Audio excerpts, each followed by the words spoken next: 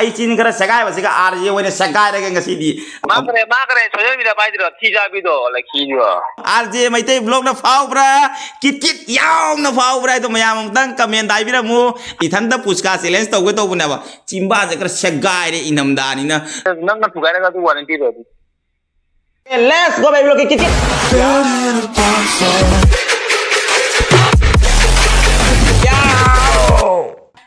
hai mayam gitu matang ngasi sono video om pudul lasare ngasi ki video sini sa betak pe mate yaw de RJ da nai thabagi video ni ko RJ ID mayam ju khangbe mani RJ maitai blog aina magi channel lei bani masu mukbang video to bani ai su mukbang video to wi ado mango da ngasi ai nai thara ba RJ maitai blog se ai gi ibai nya ba mango dai phajana nai thara ngasi di mango na tawdoi se na prank call nya ba ado aina prank call se ha mare khan ba lei jade ai gi kok ta la kalak ba gi wakan da la kalak ko mango da haija ge to mana kana ma reaction pe ai to mayam na yek bina si ado let's go baby की prank call की मागाई दा RJ नहीं था भाई मागाई दा एकदम how जरा के RJ से नहीं था रखे तो दी तो RJ से नहीं था भाई तो वक्त मोबाइल पुला है मोबाइल कॉल तो गया तो मोबाइल से लोग हांगे मंगों कॉल तो गया मांगा सी नुआई नी मांगा निंगों दा ताऊ बराबर फजन ताऊ ना आई मंगों दा सी कॉल तो सन गया तो गई हाउ गया मैं आम यंग भी ना से की वीडियो से बोल लेट्स गो वेरी ब्लॉक की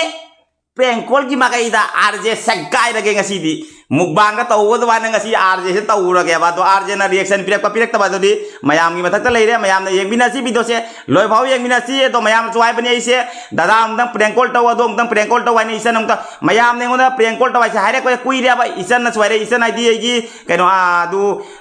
pemi haisna mai le be isan do ma do na kui re ngon harak pa dada prank call mo tawo dada prank call mo to prank call se ka mo mongo tawo do ne ju khan dia ba do ngasi se na video se ko tawo bani sa ba gi puska gi challenge ai gi puska gi request video lay bana ba pani puri gitu pani puri tau jadre ai chin se khara du se inang da sang khara segai do na pani puri sa ba da dang asmai na a ka ba se segai ase se narakani aba doi da makta ina ngasi se na mukbang se ai challenge mukbang ai hana gi request mukbang myam request video myam lay jab do tau da na gi RJ se ngasi segai da gi na ai chin khara segai ba se ga RJ wene segai da gi ngasi di adoi da makta mayam swai jirak pa mi myam ya mi harak pa ngonda keno to waina kari ai di prank call to biro prank to biro na prank do dei nupi ga dei to bang mai ko yum da sala matung da nupi ga phajan to prank to jira ke haji ga jiki oina di dum ibai da in ai gi RJ mai tai blog aina mai channel le do do gi ibai ni mangon da prank call se tawsal lage to mayam na yek bina si ai gi prank ke success oi ba oi da bai to video oi roi ba ba yek bina ga comment phaja tha bira RJ ga si de phan nai khai lage nungai ni nang si gi murok nai ban nai ge RJ nang adori mic se thanga kena te myam tabi roi ko mai bari se mangon da kam call to salage myam tar si dodi yang bina si haura ge RJ nai khai ba tau sal lage mangon da call se ado ai di kan ngang bani na do video dari kan ngang ko mayam dum tap tam tabiu kai in wai di kan ngang ani ma thuk ne khala ne bai ngon da oi do ngang ai men do tap na ing na emotional loi nai ju kan ngang ya bakra haura ge dodi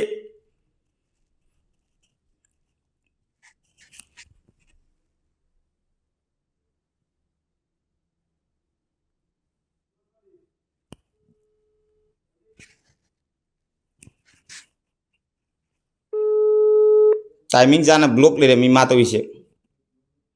sorry block ai timing jana busy le mi ai mi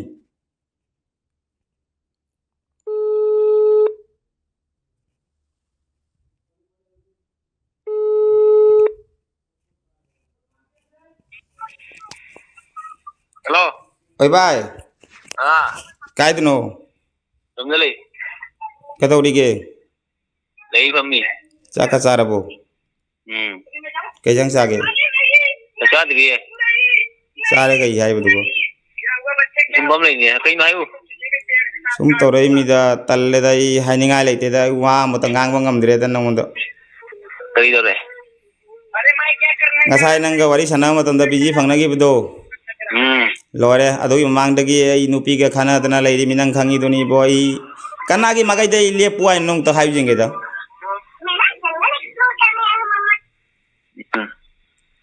talle ba chak thong mana mubang video ko tawri ro tawde talle boy haidak tha ga ngau re ngasi di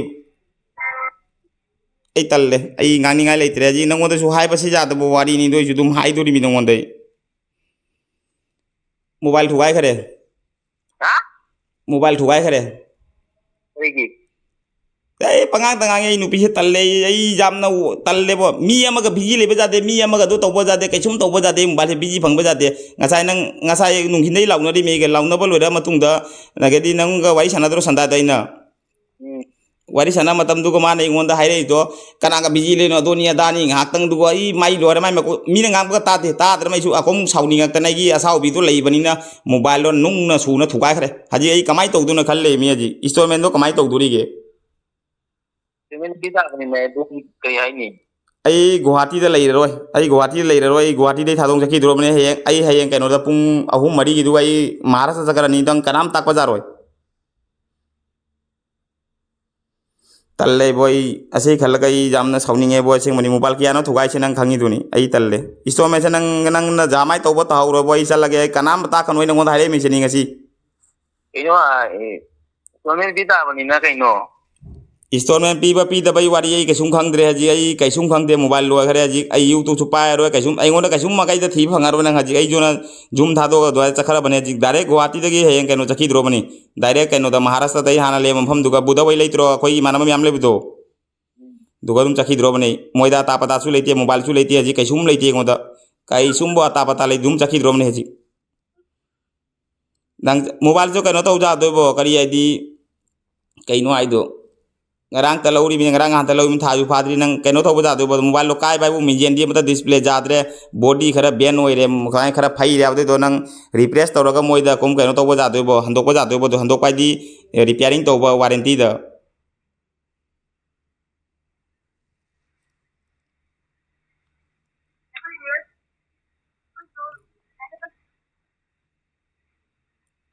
hello refresh tawraga handok ba jadu mobile do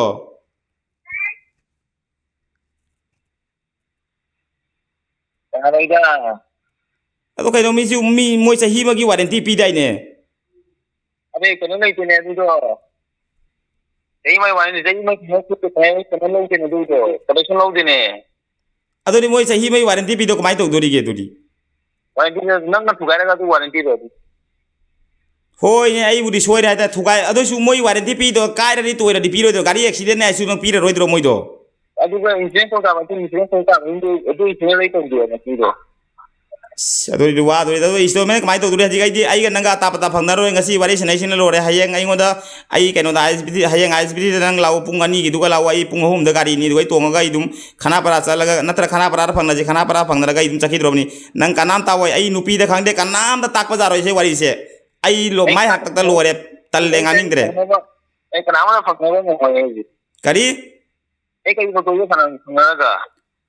nang khang deu ai bijen kada de chakhare kadi jokhore kai sum khang deu nang lore nang oda kai sum hairam deu ma mobile kiana thukai se nang khang dra ne tha phadri mobile kiana thukare ge talle aba ai kana ga ai nupi to baga wari sana lai bro natra nupa ka sana bro nang ga sana bo da biji le hari nang am ta khalo jenga ta kiam kara mi sauni ngoi to ge Ei kalli da ni je ni kalli da bijan nang ga suai sanai ko kalli no gi gula re. Tat mana ko to keno thabak to le noi bo. ai khang de ba seng mane hedak ku phan thak chal le ngau bai boi hai kana dre seng mane jam sauni nge hedak phul lama a phai ni pora ga si thak chali je phul lama ma kai thak chal ngau ro ga ni ngono phone to roi che ai mobile amu khana pai roi youtube pa kai sum pai roi ai ngonda social media rate real la boda thi phanganu ai nei du mai na khal le tal le ba seng mane kap ni ngi nang seng mani bo Ma kare social media pai dro thi ja bi do la khi do. ai seng mani bo seng ai nga na kana de ba seng mani ai nang ga tane na so so mai da wari watai sana ri ba atopa mi ga mata sana de seng mani ai gi live story kang de kari kang de sa ba tak pa punmak nang ga sana ra ga ina tal ya ba ngang ning dre ba seng mani nang nom ta u gi bro na nupi ma ga henga nga ta na wari sana gi u bro nang gwati manung da Je. ado mobile le ki arak sure tang thuai ngarang an ta thuai ba ta ngai di ado January tha da mobile tuare kom lei re wa ta na nang na lei na bibi re aji instrument do kamai sing dure dune ai ta pata aji ai adum chalaga ai dum taroke line budi khara taroke do line do mobile do lei trabne ai susat pagadi mobile lei banga mo sing mane ai gwadi sura roya di sura roy lo re na ji ai mapu da siga chu lo hai do kare mapu da phone ta na ga ai imana bai mobile lege phone ta hai do kare heng de thabak sura roy hayeng ek to lau ai hijab loin torong bani adu gai di lei roy mon la roy na bajan hai ro mo da mobile ka lei tre ko tre bajan tak to kare mo da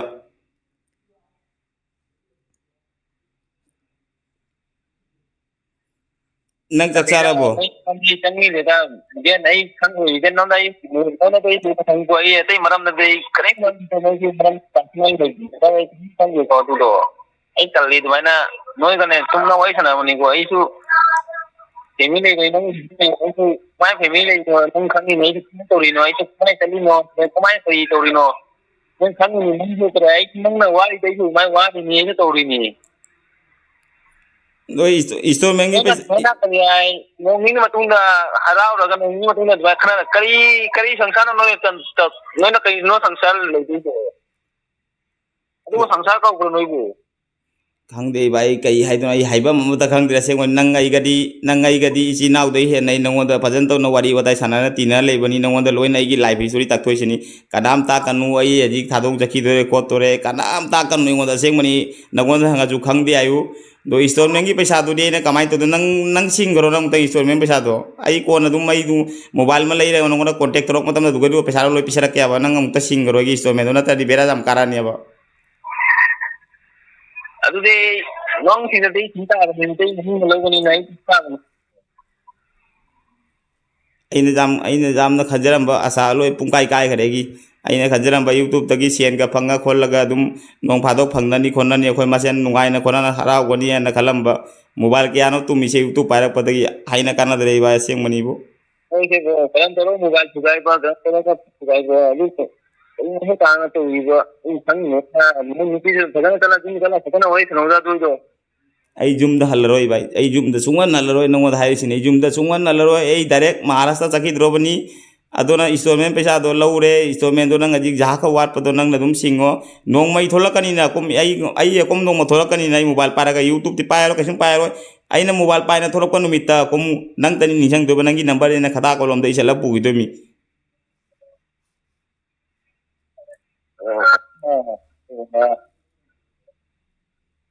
Lida iba bigen noi ko wai san ni ko ngin noi dai kana tu ka tare bu. ai nangonda phone to rokani na jaha ampham da leso nangonda phone to rokani na nang installment pesa do nong singning drabo Ai singe aba tu singe noi na to wi khuta do khaja de aba tinna takpan noi khaja de aba tu do. hoi re chu min do de kari no ai su sauning ase nang thagi do ne gi sauning bada ngahak tang sauning bada kari oi ge do Dai du no kai kamata kare sa wo do kana wai san aba tu. magi wari abu mobile busy leba jate ai nupi koi nei do tani jaha hair su ma sunta thada de Laura wari ta te tu Laura ma tha ai nan jun ka ro nan ni di. adon ai thabak thado ga ai roi chalage dunia thado mage itu icha ai kari alai bapron thado mage ai chakharage mang rage do nei khali si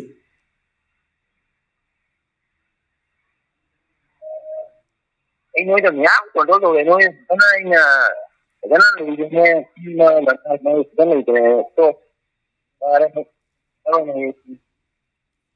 hayang pung ani da nang lau seng ani phangna si aloi boy nang da phangnaram ga yu chakhi ge do matung dai chahi ama ani matung da halak toira haloi dira amutang di phangnaram ge bai nang do gi ni hayang pung ani da lau nang isbd da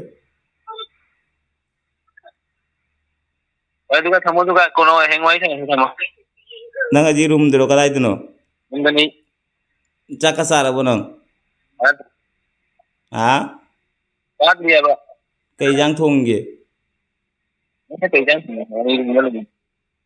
nei ngone jam wara wara mane bo seng mani ai si sauning ba si nang jam wara wara mane Ai kai mo do de. Li dai khang yang sa ni to ni la dai khang ni kan ni ti ko la ai khang ni.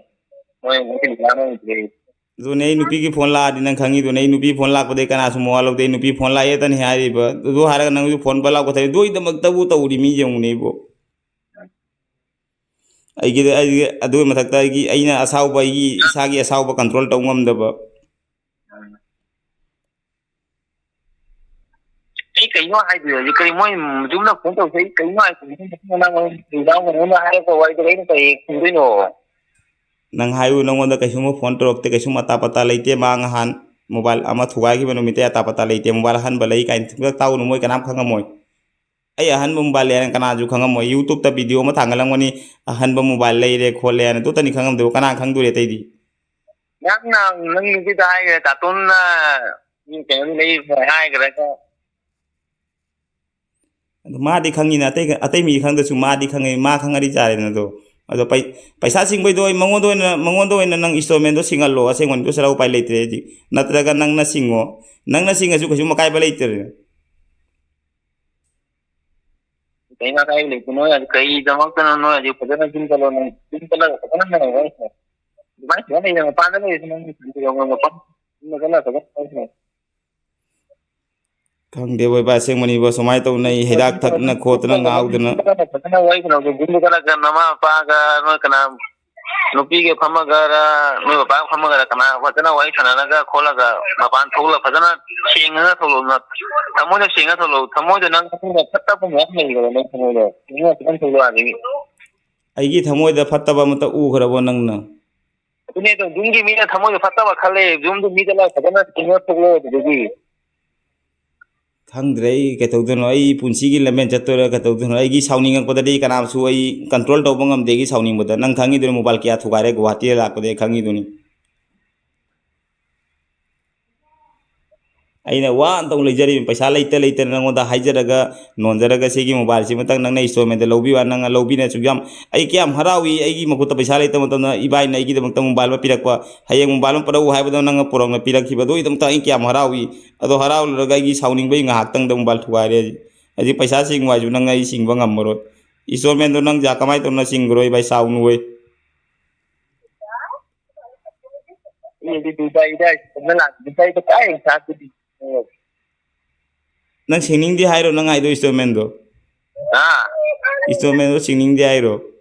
अते अजी Dubai तो आदमी अजी Dubai तो इस्लामी संगत रे Dubai की दिन वाली जो माय तो ने गेस्ट तौरो नंतरगा हयेंग नंग लाओ आई मकुता लेरिबा सेन खरा से नंगोन पिरम के हंदक थागी गेस्ट तौरो नंग मथंग दगी दिन तौरो मथंग दगी दे नंग वारी सना फंगारो फना कुइन आई जु चलगा थबक दो थीरगा सुरुरगा दो मतुंग दे नंगोदा कॉल तौकनी मोबाइल म लेरा मतुंग दो दुगी नियाबो ओए फले दुगा अगर नंग जिम में चलो आई जिम मपाना ते जिम में चलो आई जुम चल रोई बाय से नता तो जिम चला का पना एकदम जिम ना तो जिम चलो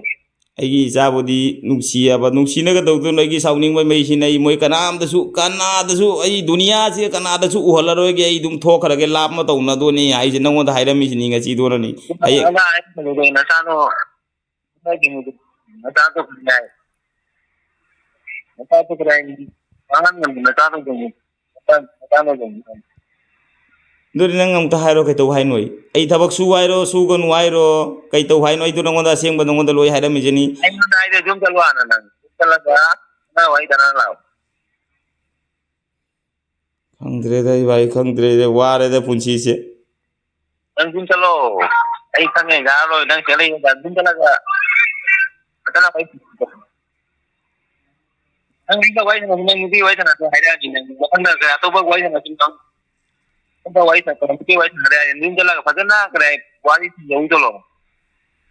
आई जुम द कमाइना वारी सना दुना मोबाइल सु लेते लोइना ngasa वारी सना सरा ने थोमना लंगना लोरे मोबाइल लो जेंग जादरे अवस्था लोरे आइसनी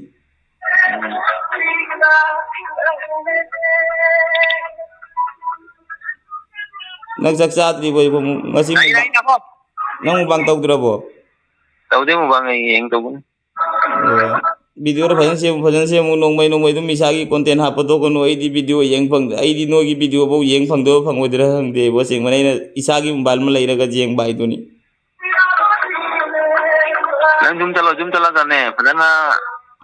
वही थनो तो नुपी का वही थनो जो फजना करी पामिनो फजना चला वही तो फजना लो सो नुता दी बिजन नंग सुनी पानी इशू करे माना फैमिली प्रॉब्लम है सुने इशू करे प्रॉब्लम याम लाखनी इशू करे माना ई निद्रे माना करे नुटी की माना तो इशू करे मको सारा कनी अजु नमका फजना जिन चला कनी तो दुनो कुमाय तो दुनो फजना सेंग वारी फजना कई तो दुनो फजना वही थरो दुनो फजना करी पामिनो कई दुनो फजना जेमो आई भाई नंगी वारी आई कनाम की वारी तानिंग दे आई तौगदा मैम तौरे कनाम वारी तानिंग दे वारी आइबो हेंग आई चरनी भारत नंग पुंगनी द लाउ आइसब्री देगा थेंगनाजी इसोमे पैसारो नंग सिंगरो लोरे आई चही म मतुंग द फाउदरो कनी को अदुगो नंग करी आई इसोमे पैसारो सिंगिंग दे तो तंगाइरो भाई लेंग वही चलेंगे तो अबे चलो हेंग कदमाइन वारी सना दुरगे मोबाइल लेइत्रगा मोबाइल तो चलो Mobile cái gì kari aino ah ai mobile hayang de leitraga nang kada de wari sara du noi mobile leite ne mesi ju migi mobile ni se imana ba mobile ma nga le ma pai rani ma ka to rani mai mobile ni kamai to dure ei heng thok rani lore ei ji ai chai ai da ka ngau na ji pai reng ture ni do ji gyan men ta de thì bố mày lấy phone đó rồi nè nang dum phone tro wari sara ai de heng ai ge ji ai thok rani thawang pham de thok rani adu ai di ai bi da nang pungani de lawo ai ga phangna ji isto me paisa nang to ro do nang do tang nang sing do ba sing da do tang ai ra moi mon da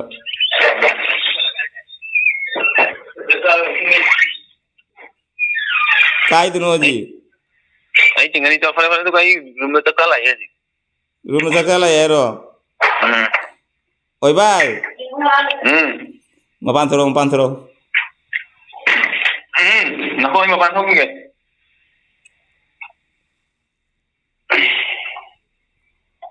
mấy qua mà rồi đấy về khi năng tụi nào coi năng chụp hình tôi rồi cái nó ăn đi về khi mà là nó ai na haidri ga nang an haidro abo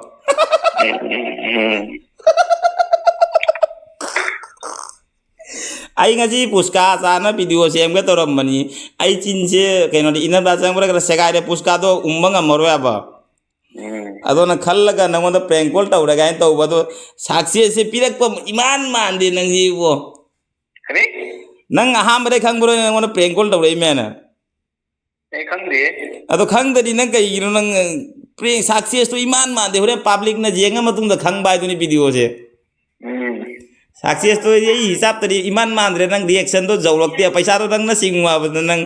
nang hiding do singa ge ta hai ek tam nang ấy là hai đi rồi cái em đang ngầm được tí tủ đi rồi rồi vậy à tôi nó ngao đây nó là thay ngao đây đây phải lấy hiện những tủ o nang khare ju ngau da to wa jam ngang kana pote si sagula ne to ri minang do ado phare video se jam sang ya 23 minute rom ja ore edit tawra khara jenge to mayam ji mang dong ta hai biro muse khoi ibai da rj maite blog ji gai nai tha ba se prank ge success oi di ai do mayam na video yeng ma khang bi ni ado rj da su wai ama ni tang hai haram ge mayam na tabi si rj gi wai se mu khara hai biro muse ibai video jeng go mayam da mày bây giờ nó đi nó phải rất prank đồ rồi thì mình pura seriously rồi cái mà nó chỉ nó prank đồ rồi không đi chung mà nó prank đồ rồi này nó không đi mà nó chỉ family đi cái rồi hai một cái sự ada rồi mày cái hai đi cái gì nó mà nó phải rất là nó này thằng cái mày nó tu mà cái channel mày nó tập trung đâu mày nó cái gì prank cái success rồi cái không đi thì mình pura seriously लोग rồi bên nó mà cái cái wari itu magi wari itu phải rất là ai cái vậy là vấn đề mà chúng ấy khăng nhà mà mana cái này thì ai khăn nhà mà mana cái này bữa giờ thì lâu rồi này chúng mà thì mà đâu hai vấn đề mày làm nó cái khăng đi đấy là cái đâu được khăng đi tụi mày làm nó lúc gì ngang khăng đi tụi mày làm mấy chuyện nó bị cái chuyện nó tụi mày làm nó cái này support to view mấy chuyện nó tụi mày làm nung một vòng tụi này mana bayar dapat di nei thangara bani anda mana tima hadana tụi mày làm nó mấy chuyện nó yang dire lúc khăng đi tụi mày làm support to view mấy chuyện nó thấy cái này như vậy ado di phare to ga nang ha ado di phare to nang chak char ma to roi bai ha video lo san na bai to ge phare phare to ga